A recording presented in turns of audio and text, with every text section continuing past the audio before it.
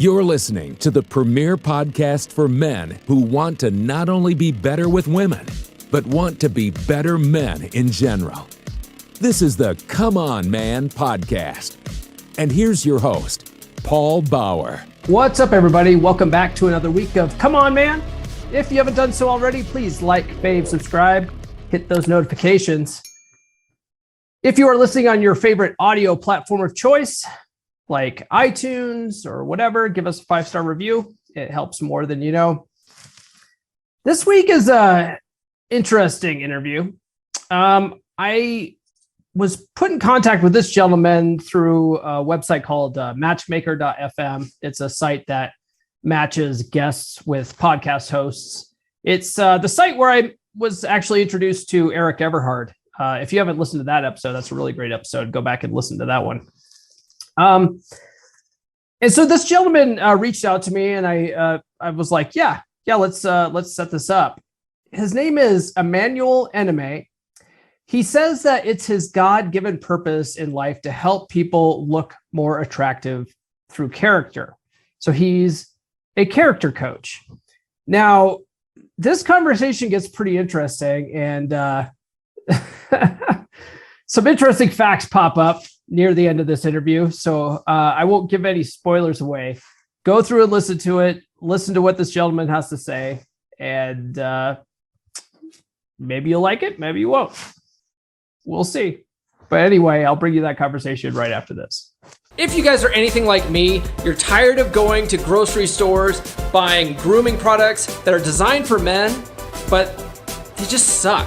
Or they smell girly. I also hate going to expensive department stores like Macy's and getting cologne that makes me smell like a little bitch. I want to smell like a fucking man. And I think most women want their men to smell manly as well. And that's why I've partnered with Duke Cannon. Duke Cannon has products for men. They have products that make you smell manly as hell. They have big ass bars of soap. They have really thick body wash.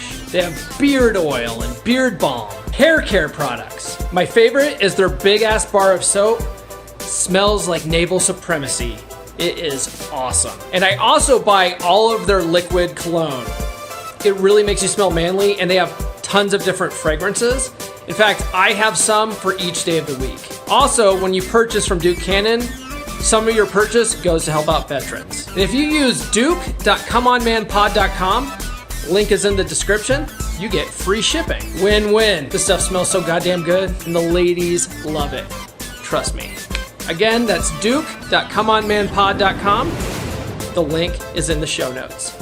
All right, joining me this week is Emmanuel Enime. Did I pronounce that right? Yeah, you did. Okay. All right, good. Have you been practicing? No, that's what it sounds like in my brain. So, okay. I think you've been practicing. Yeah, maybe. I'm messing with Come on. Don't give away my secrets, bro. Anyways, Emmanuel says that it's his God-given purpose in life to help people look more attractive through character. He's a character coach. What's going on, man? Nothing much. Today has been a good day. And so I imagine you want me to talk about being a character coach, right? Yeah, well, actually, my next question was, or my first question is, now I've had dating coaches on my podcast. I've had business coaches on my podcast, but I've never had a character coach. So what does a character coach do exactly? So a character coach helps a person defend their joy. And so I'll give an example. Mm-hmm. And I actually did a small video about this earlier today. So say, for instance, someone's driving down the street and you get cut off in traffic. Now, that situation in the driver's mind that got cut off can go one way or the other. They can say, hey, I forgive them, or they can enter into the revenge cycle. And so so basically somebody did something to, in a sense, kind of disrespect another person, and then thoughts of anger start to grow. And then the next phase is seeking revenge. And so this happens oftentimes or I should say in road rage. It's like there's a triggering event, and that cause seeds of anger to get planted. And then that anger grew into, if you will, an anger forest, and it drove someone to the point of revenge. Got it. Okay. And so with that said, so in that situation, so that person having the choice to have gone one or two ways, by forgiving, you don't go into that revenge cycle, and you get to remain peaceful and joyful.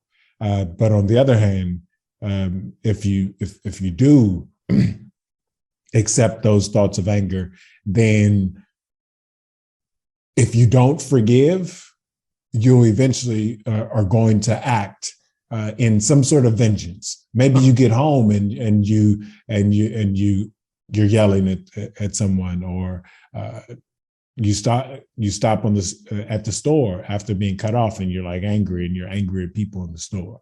And so that's part of being a character coach, is helping someone first understand that, hey, there's hope. I can actually do things to stop myself from going down that negative road.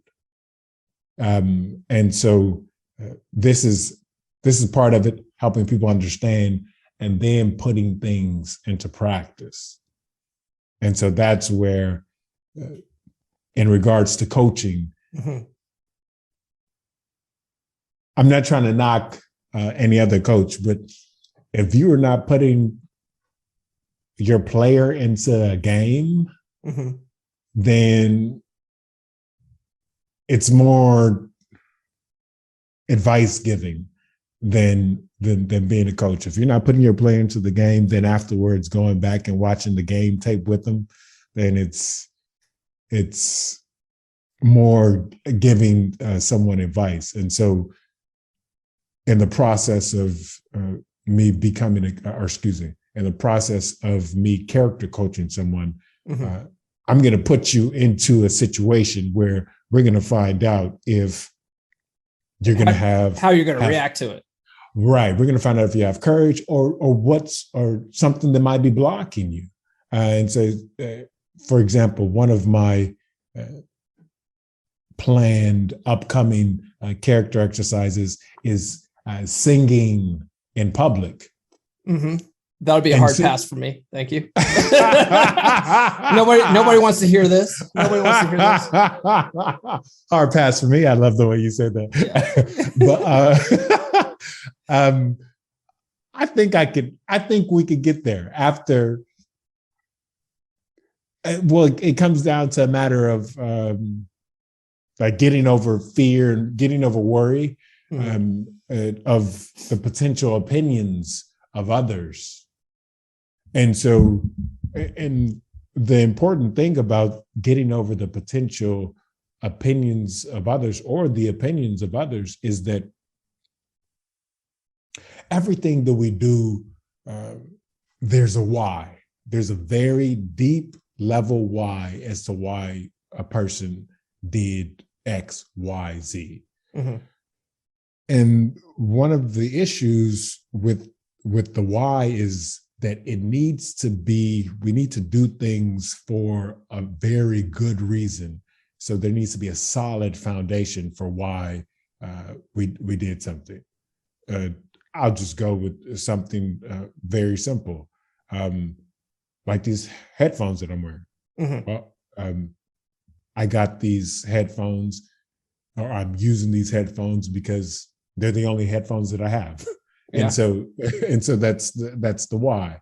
And so when people get caught up in being worried about the opinions of others, sometimes that's at the foundation of their plans. And so that could push a person as far as picking the wrong spouse. Because so friends, family were putting all sorts of judgmental pressure on a person. And so because of that pressure, they rushed into a situation. They rushed into a marriage to kind of get people off of their back. And so this way it's like, okay, well, nobody's going to make fun of me because I'm a left behind, if you will. And so this is one of the important reasons why it is a good thing for me to go into the square and sing Baby Shark a doo doo doo doo doo, Baby Shark. and because so I'm working out the kinks in the training exercise so I can more smoothly put other people through it. And then this way I can examine them and we can talk and find out, okay, well, what held you back here? Or what do you feel like? What thoughts were going on in your mind? And like, for example, maybe someone singing and their voice cracks. For me, that's one of those things where I'm going to push through and still keep singing, although I made that error.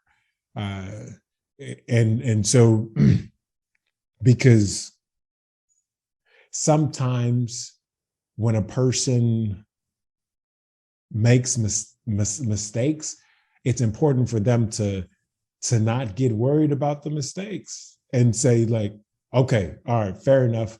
I made that mistake, but I'm going to get better next time. I'm going to get better next time. I'm going to get better next time. And so, because you got to crack a few eggs to make an omelet. I was going to go for no, I'm joking. Omelet. And so that's how people improve. It's like, get a little bit better. You're going to make some mistakes, but get a little bit better. And so all of this that I'm pointing out is things that can help a person look more attractive, in the sense that, for example, in regards to making errors, it's like, for some people, that'll limit them. Some people will stop an activity or quit, or not even start an activity because they're worried about making errors. And so the reason why someone who keeps moving forward is attractive, because people can count on them. Like, man, that person is persistent. They like tenacity, and like they have that drive to keep going. It also sounds a lot like some of these exercises would be really good for boosting confidence. Correct. Yeah. And it might also encourage you to write your own kid song. That's not happening, brother. That's not happening. So I saw your cup and it had Trump on it. So yeah, I'll bring that up as well, because I was recently listening to something and I hear this thing being utilized, cancel culture. Are you familiar with that? Oh yeah. I have a big TikTok following, but I'm on my second TikTok account because my first TikTok account got banned due to cancel culture. So I'm very familiar with it. Yes. Okay. And so, well, cancel culture is another one of those things that is due to the revenge cycle. Mm-hmm. So somebody feels like they got, in some way, shape, or form, disrespected. And then thoughts of anger towards you or whoever might grow. And then they seek revenge. And so it's like, I'm gonna shut this person up. And so, but the problem is this: it never stops. Mm-hmm. And so it just keeps getting worse and worse and worse. And so some people wonder why Hitler went so far. It was because he was trapped in a eternal revenge cycle, because things had built up from his childhood. Things kept building up. Mm. And so this is where, for me, my message is there's hope. You can learn to be patient with others and try to be more understanding. Mm-hmm. And then also to not be so sensitive, because, well, people can develop unforgiveness against someone when that person actually didn't do them anything wrong. Like they thought that person did them something wrong, but if they talk and sometimes clear clear the air, you might find that, oh, I was angry at you for absolutely, like, there was no basis for why I was angry at you. Sure. And so, well, going back to attraction, if a person keeps falling into the revenge cycle,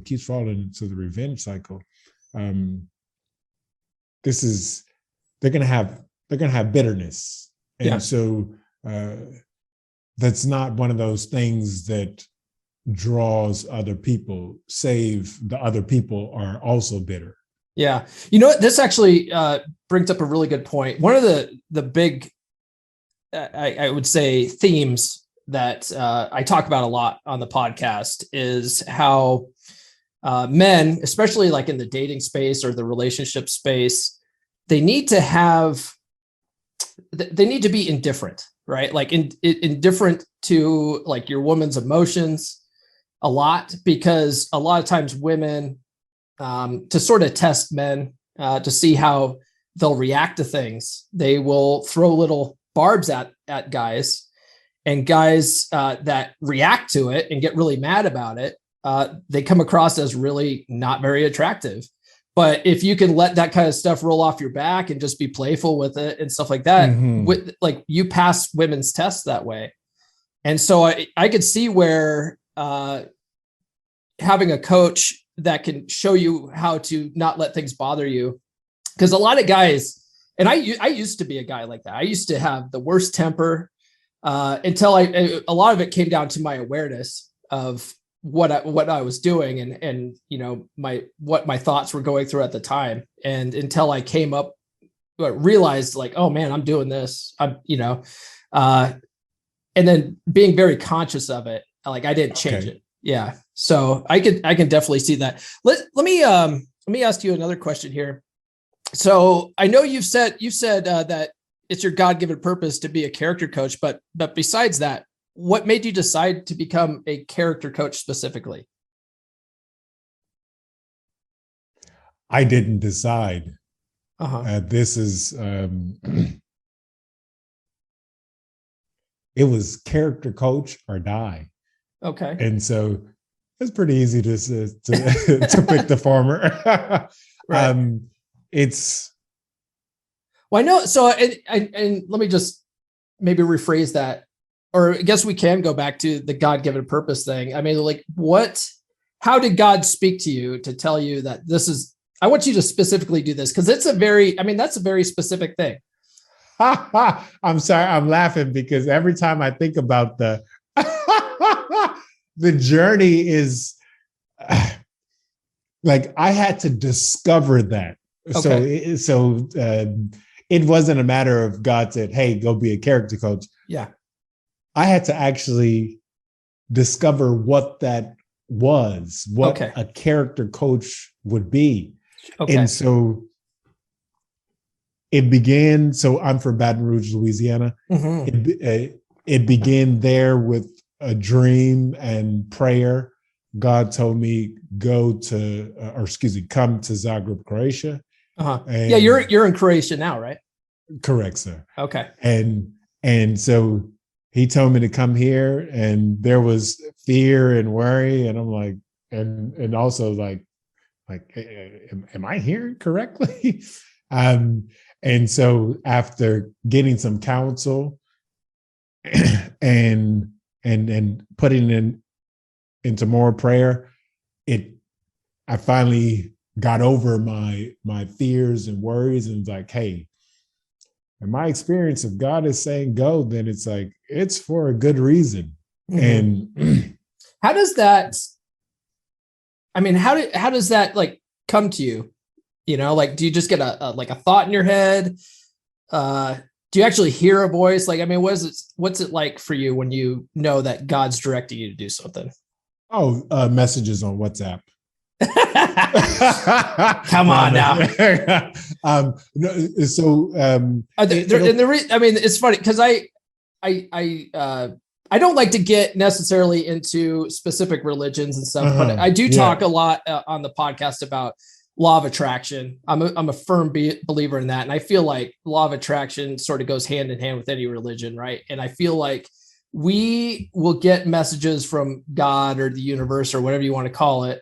And they will just sort of come as epiphanies. Like, I need to do this today, or I need to reach out to this person, or I need to research this. And it's just like, you just come up with like an idea. Is that how like you would describe it? So it's more so I'm having a dialogue with God in my head. So I put a prayer out, and he's speaking something to me. And so this journey led me to Zagreb, and I was in Dubrovnik for a couple of weeks in the summer. And while I was there, I had so many interesting and random discussions. Matter of fact, the first day I arrived there, I met this one young lady. She was traveling because of a dream she had, and she was making a stop in Dubrovnik on her way back. And we were talking. She told me the dream, and the Spirit of the Lord told me interpret it. And I'm like interpret it. So she starts telling the dream, and she's putting out the puzzle pieces of the dream. And then there comes a point where I'm like mentally shifting the pieces around. I'm like, okay. And then I show her something. It was 2 verses in the Bible. I had it on an app on my phone, and it was spot on interpretation for her dream. Yeah. And so and Dubrovnik was good. I was getting a ton of ice cream. Oh man, it was a good time, a good chill time. And then I would say the next phase of me working on discovering my purpose sent me to Germany. And so that's where, that was the first time that I sang in public. And I was in Munich, and I sung the German version of the Happy Birthday song. It's like a kid's version. Yeah. And so, but then I was also having conversations with many different types of people, which I didn't do before. There was a time where, there was a time where I would only talk to people who were in immediate circle. And so there in Germany, I mean, I'm getting pushed out of my comfort zone to go talk to people. So this way I could practice getting over fear and worry. And then also it's a good way for me to test my ability to forgive. I mean, because in this process, I mean, I'm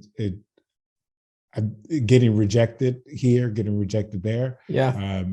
Or man, that would be really good practice for men that want to learn a cold approach, like meeting women in public and stuff. Yeah. Cause there's nothing that'll give you more anxiety than walking up to a random girl in public and introducing yourself like that. A lot of guys are scared to do that. So I admit this is not something that that I would teach to someone whose why is, well, I just want to sleep with the woman, because that ends up becoming a destructive why. It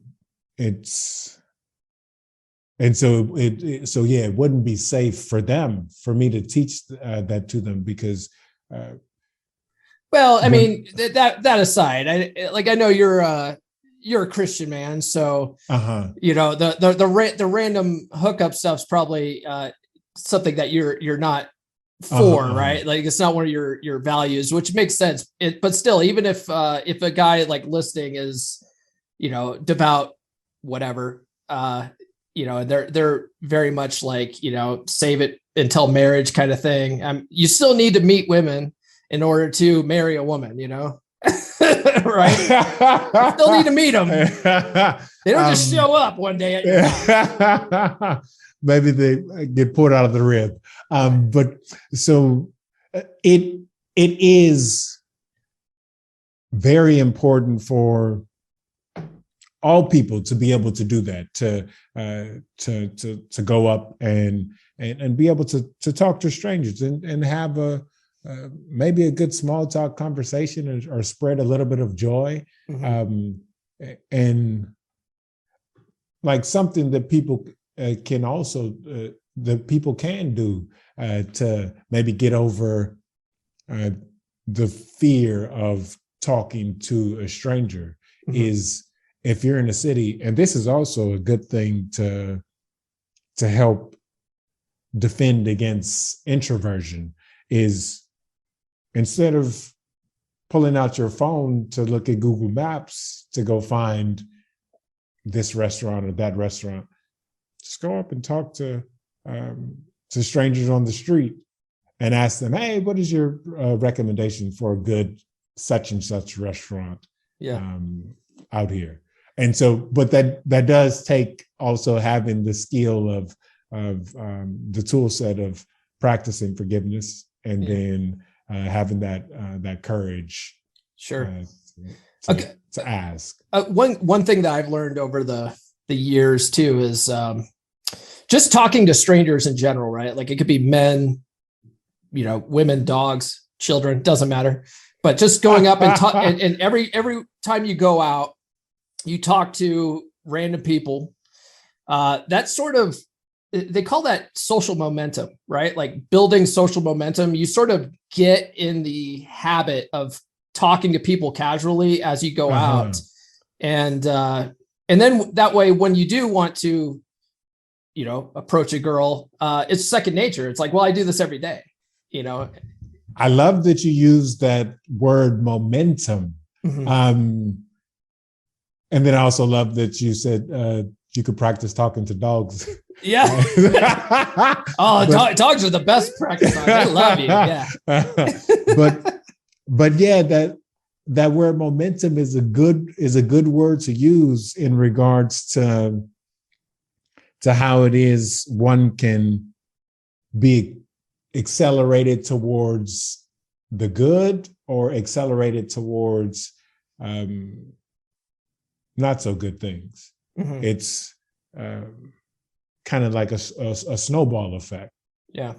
Yeah. And so, yeah, that's a good word. I'm glad we talked, sir. So I was watching some of your videos on your YouTube channel, and you said that to get the most out of self-development, you have to focus on one specific goal. What did you mean by that? So the one mindset is that I am going to have joy during the difficult times in life. Mm-hmm. And so it's a very it's a very good mindset to have, because then this makes you more effective and efficient in life, because then you know, like, okay, well, I'm not gonna binge watch YouTube videos or Netflix videos, because, well, that's going to cause me to procrastinate on other tasks, and that procrastination is going to, that feeling of like I should be doing something. And I'll tie in the word you use, momentum. Like it's like kind of that procrastination grows, and or that, what's the best way to say, that feeling of like, I really should be working on that, but click. Yeah. Yeah. And so that mindset, hey, I'm going to have joy in the difficult times in life, because this life is, I'll speak in a parable, this life is a game, and built into this game called life is difficulties and tragedies. Mm-hmm. And so knowing that that's built into life, then the wise thing is to say, okay, well, let me prepare for those inevitable difficult times. And the reason why it's important to have that joy even in the difficult times is because that's when people are at greatest risk for spiraling into depression or even anxiety, or maybe suicidal ideation. It's when those hard times come. This is when people can become very, very angry, or those thoughts can get overwhelming, and could push people to quit or give up, or push people to physical violence. And as we were talking about Hitler, and so this is why it's important to say, you know what, I'm going to be happy even through the difficult times. And it's totally possible. And there are two women, and I reference them often when I'm talking to people about this: Amy Carmichael and Gladys Aylward. If you get a chance, or anybody who's listening, if you get a chance, go check out their life story on YouTube. There's some video documentaries up, and oh man, it's just like, for example, Amy Carmichael, as she's working in India, she's originally from, I think it was Ireland, but she had went to India to work, and so she's helping out all of these kids who've been either abandoned by their parents, abused by their parents, or sold off or given away by their parents. And so she's taking all of those kids in, and she like set up a commune in the town where she was at in India. And at one point, there was some construction on the site, and she fell into a hole or something like that and broke her leg.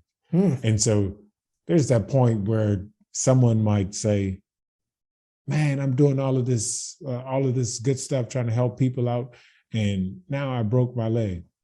But no, although she was paralyzed for the rest of her life, she was in bed writing books, and they would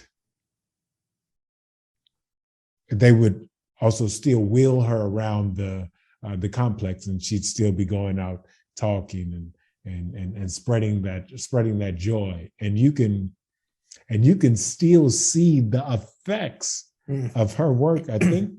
I think she passed away maybe in the early 1900s. Don't quote me on that, but you can still see the effects of some of the kids, because I watched the video and they were talking about, oh yeah, this Amy Carmichael, and like you could still see that positivity that lasted with them many years later. And so it's like and this is one of the reasons why I'm super hopeful. It's like, look, it's possible. It's possible for people to get to that mindset. It's fully possible. And the most efficient way to prepare one's character, to train one's character, is to prepare or to get prepared for marriage. That's the most efficient way. So, wait, so let me just go back to that question then. So is the specific goal to focus on joy, or is it to focus on getting prepared for marriage? It's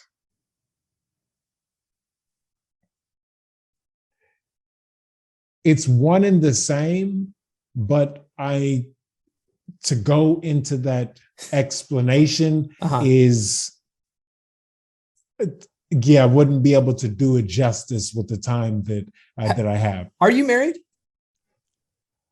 That is a question that I cannot answer at this moment. Okay. Because I was going to say, I have been married and divorced, and I would not describe marriage as joy. So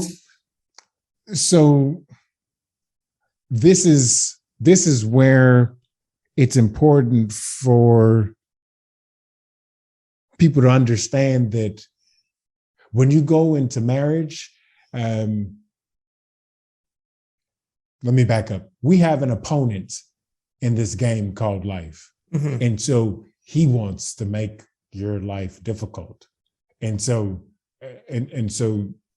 he takes advantage of situations where you, like, if you're living with someone, that's a perfect situation, family situations where he can create tension. And so it's important for people to understand that that you have to, when you go into marriage, you need to defend your love. And so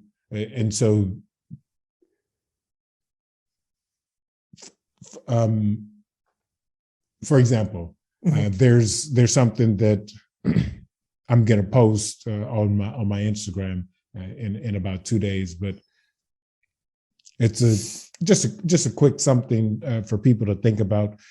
Like, say, for instance, a husband is not helping put away the dishes for whatever reason or another. That's a perfect opportunity for the opponent to stir up a thought in the wife's mind along the lines of, he never does this. And so, but there are many opportunities around every corner that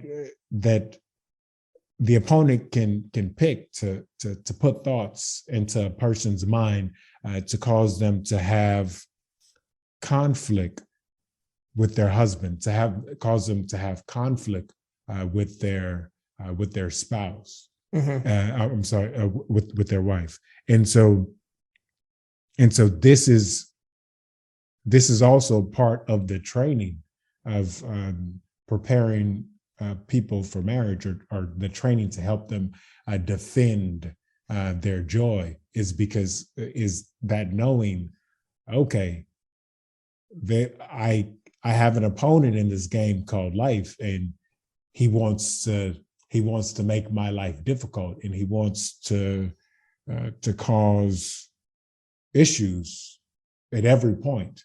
And so I'll use this phrase from the word. It says, I'll paraphrase it. It's the little foxes that spoil the vine. And so going back to what you said about momentum. So it's like all of these little things start to build up. It's like this, that, this, and kind of builds up this pressure within an individual to the point where they can't bear to be in the same house as their husband or their wife.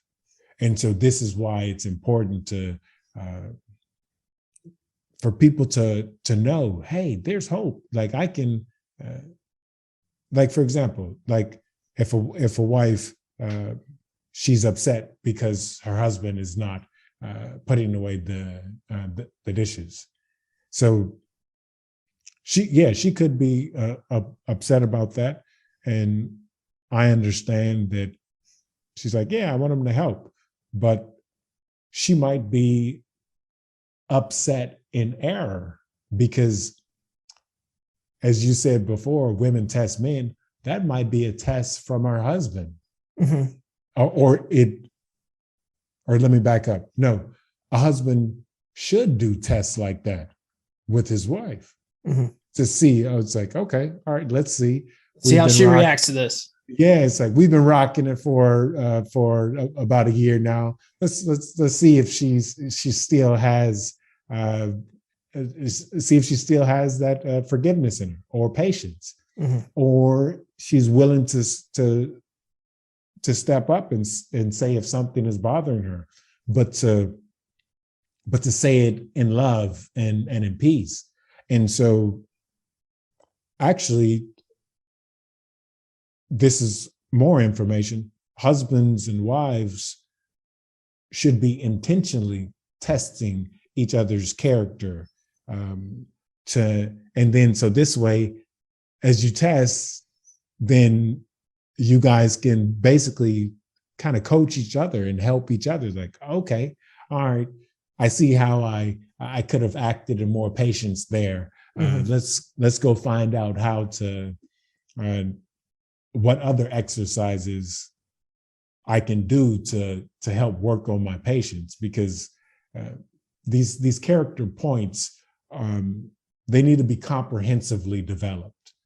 Like, just because you have patience on Tuesday with your son doesn't mean you're going to have patience on Wednesday with this irate customer. And so it needs to be kind of like your shoulder muscle. You got the front, the side, and the back, and then you have the fast twitch and the slow twitch fibers. So train your patience to endure, and train your patience for a quick situation like someone cut you off in traffic, and so this is why I'm hopeful, because it's like, hey, you know what? There's stuff that people can actually do, and like practical things that people can actually do, and references like Amy Carmichael, Gladys Elwards, like, hey man, you know what? You can persist in this life through the difficulties with joy. Yeah. I think that kind of stuff could potentially work as long as both people are willing to do it. So like, now going back to my situation. So, I've been married and divorced and ran through the family court system. So I personally, I don't see a benefit to getting married. And statistically speaking, 50% of first time marriages end in divorce, and something like 75% of second marriages end in divorce. And the family court system, especially in Western countries, overwhelmingly supports women, and men usually get the bad end of the deal in a divorce situation. So, in your opinion, what do you think the benefit is for men to even get married anymore? So, I guess let me hit on this point. This preparation to get married needs to be started as early as possible. Mm-hmm. So parents should be, well, that's part of the job of a father, of a mother, is to prepare their child's, to help prepare their child's character for the difficult times in life, to help prepare their child's character to be persistent, to be faithful, to be diligent in doing good things, mm-hmm. to be persistent in patience, to be persistent in courage and forgiveness, and so this is the main reason why a lot of people are turned away from marriage, or that marriages don't live out to their full potential, mm-hmm. is because it's like, hey, prepare your child for, like, for example, I know one of the grievances that some people report with with school system in the U.S. is like, hey, they're not teaching us how to deal with our finances, mm-hmm. or taxes. And so it's like, yeah. And so when a person becomes an adult, they're having all these financial issues. And it's like, that's part of parenting, is to prepare your child for the things that they will experience, that they will inevitably need to deal with in some way, shape, or form in adulthood. And so kids love when their parents are so intimately involved in their life, and the family is working as a unit. And mm-hmm. so, again, they want to partake, like they want to help out and stuff like that. And so it's important for parents to take advantage of that and say, yeah, okay, let's work on this today, in regards to their son or their daughter. And so this is why I'm super hopeful, because it's like, hey, you know what? Also spreading the message to the incoming children through their parents, like, it's a good idea to help strengthen your child's character as early as possible. Sure, and that all that makes sense, but the question was, though, is there a benefit for men to be married? Because especially in Western cultures, there's an absolute benefit for women, right? Like women, they get married, they have a guy that could potentially take care of them. But if things fall through, the state ensures that the man continues to take care of her even when the relationship ends. But men don't get that same thing. So it's like men go into it with all the risk and very little reward, is from what I could tell. But I mean, would you say otherwise? Would you say that there is a benefit? So I'll say this without going into too much detail. Well, one, and this was a study that I noticed from, I think it was one of the Scandinavian countries. They noticed that men in a certain age range, or as men started to get older, mm-hmm. if they were lonely, they were at greater risk for developing cancer. And so in a sense, it's like older, lonely men are at greater risk for health issues. But never mind that point.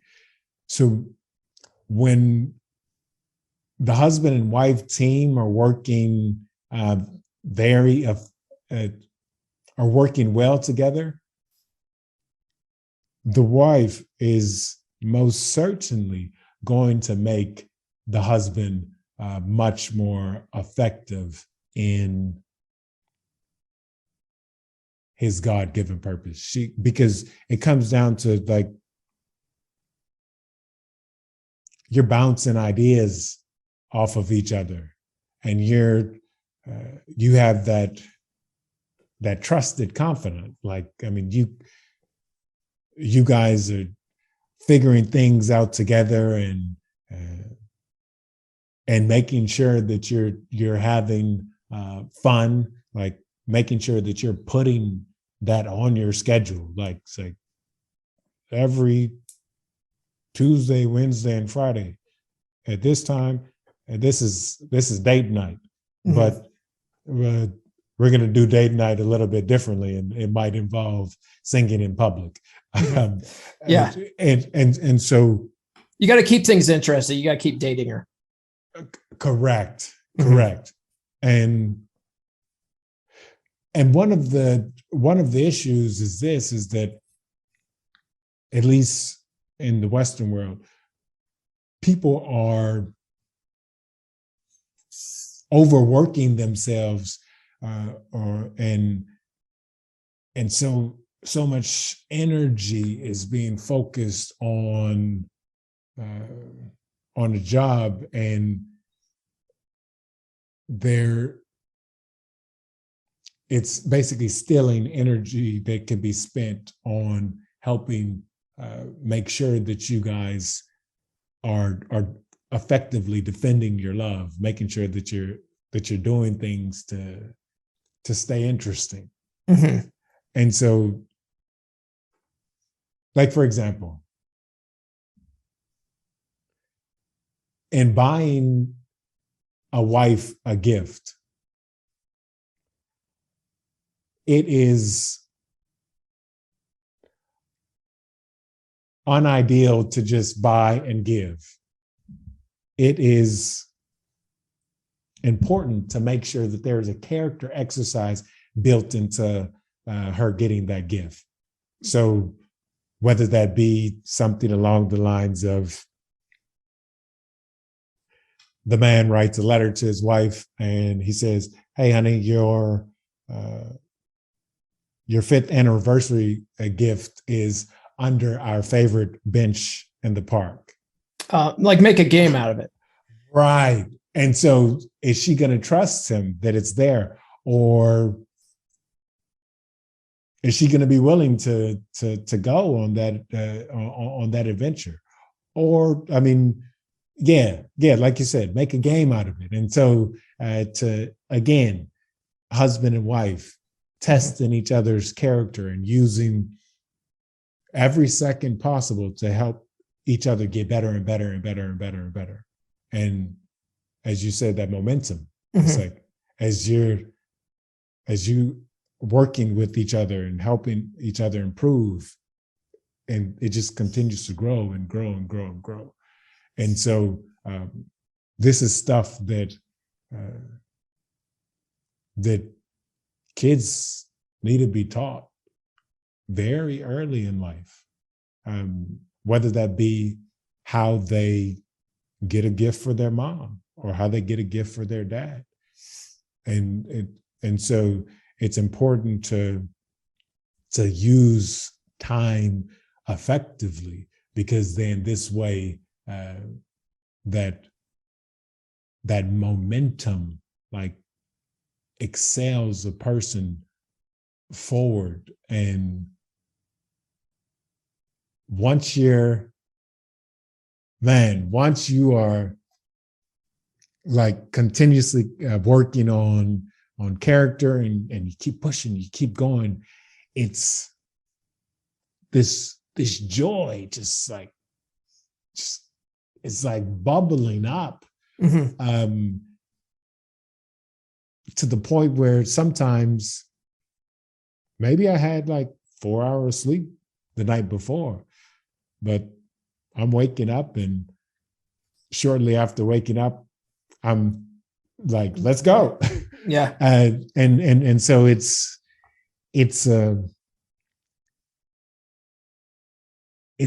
really a feel good thing. It's like literally like you feel like your life is changing, or you feel that ability to say, man, I can still keep going, or I can persist in the difficult times. And I know they're coming at some point. Maybe for some people, that's another lockdown. That's a difficult time. Some people have to sit there, and they might be extremely lonely. And so, but when you come to that point of, hey, you know what, I'm going to learn how to defend my joy and to keep that during the difficult times. It's like, okay, I'm not I'm not like, hey, yeah, come on, lockdown, let's go. But you know, hey, when that storm in life comes, it's like, all right, boom, it hit me, but let's keep going. Yeah. Yeah, that makes sense. We both have a hard stop here, so we'll go ahead and wrap up. Where can people find you online? So the best place is Instagram. Okay. The videos that I put up on YouTube are essentially solely for Matchmaker. Okay. Just as, in a sense, advertisements. Yeah. For people listening, Matchmaker is it's a platform to match guests with podcast hosts. It's actually a pretty cool platform. Yeah, check it out. Okay, so Instagram. Correct, and it's at Emmanuel Enime. All right, and we'll put a link to your Instagram profile there in the show notes. Yeah. Right. And so I guess let me just quickly say this. Yes. Everything that I put on there, in some way, there's some sort of helpful tool for a person to understand, and something that they can utilize in order to play this game called life. Okay. And if people wanted to hire you as a character coach, they can reach out to you through there.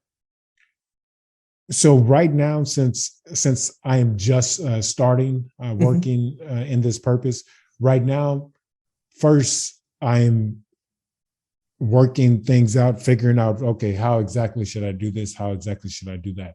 And so when it comes down to when that time comes where I'm able to take on people and say, okay, come on, let's work on this exercise, then I'll put that out there. Got it. Okay. So in the meantime, just watch your videos on Instagram.